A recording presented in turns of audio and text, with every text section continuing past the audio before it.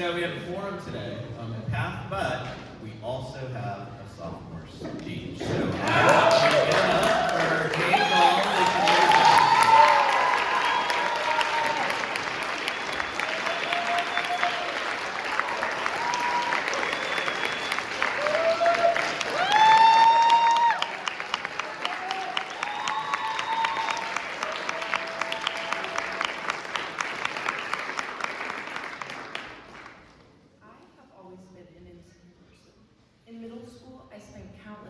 Staring into the mirror, analyzing my body with tear-filled eyes.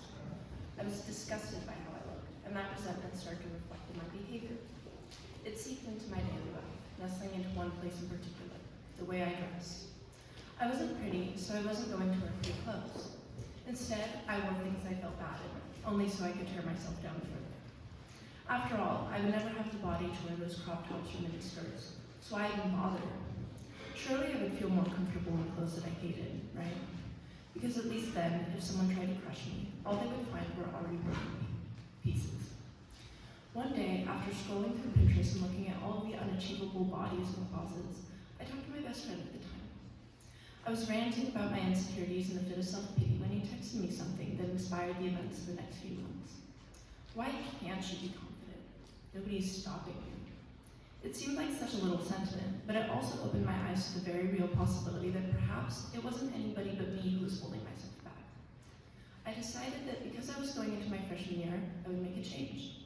Almost nobody knew me, which meant that I could reinvent myself and nobody would know any different. So, I went shopping. The bags of clothing loomed over me, but I was determined to find things I loved. I was determined to finally love myself. As I headed over to the checkout, I decided to quickly scan the shoe section. Perched there on top of the messy shelves was a pair of boots. They were black, combat style with a chunky heel. I immediately slipped them on, and in an instant felt taller. Not just physically, but mentally.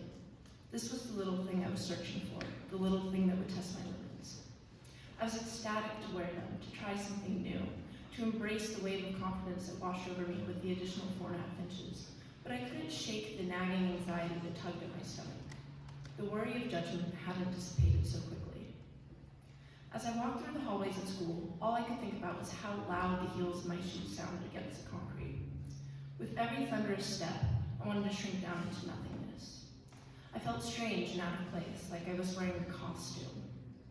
But while I was stuck in my own head, everyone else carried on with their day. I received a few glances at most, but honestly, nobody cared. A few days passed and I got used to wearing them.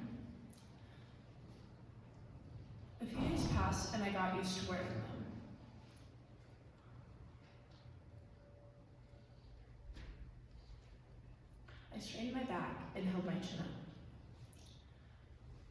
I didn't feel comfortable by any means, but the least I could do was put on neck. After all, I had initially loved the shoes. I allowed that spark of delight to shine through to the rest of my demeanor. I spoke out more. I still wasn't talkative, but I used my voice.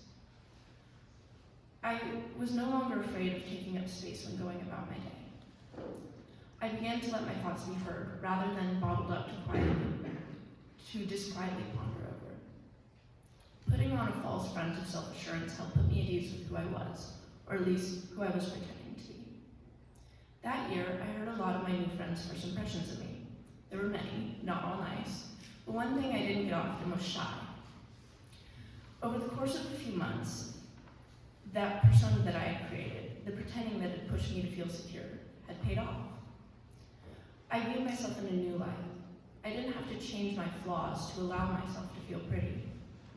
I'm still an insecure person, and I think I always will be, but now I know my worth, and it goes so much deeper than a pair of shoes.